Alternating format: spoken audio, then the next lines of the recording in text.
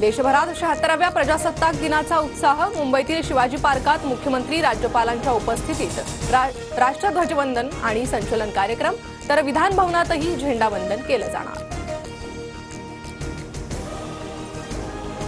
कर्तव्यपथावर आज चित्ररथांचं संचलन। प्रजासत्ताक दिनाच्या पार्श्वभूमीवर राजधानी दिल्लीत मोठी सुरक्षा व्यवस्था तैनात।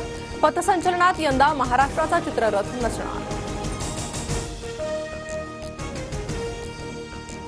सर्वांग सुंदर सर्वोत्तम भारत हाच महाराष्ट्राचा ध्यास। भारताचा पॉवर हाऊस असलेला महाराष्ट्र डेटा सेंटरचं कॅपिटल होणार।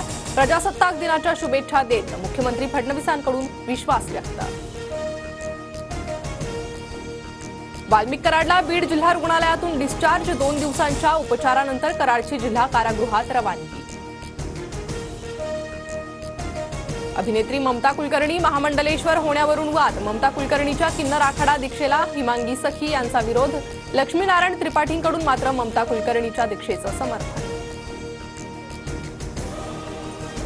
केंद्र सरकारकडून पद्म पुरस्कार जाहीर। मारुती चितमपल्ली यांचा पद्मश्री पुरस्कारानं सन्मान। विलास डांगरे, भैरवसिंह चौहान यांनाही पद्मश्री पुरस्कार जाहीर।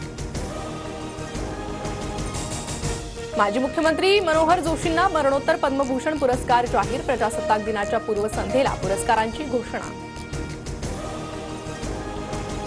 ज्येष्ठ गायक पंकज उदास यांना मरणोत्तर पद्मभूषण पुरस्कार, तर अभिनेते अशोक सराफ, गायक अरिजित सिंग यांना पद्मश्री पुरस्कार जाहीर।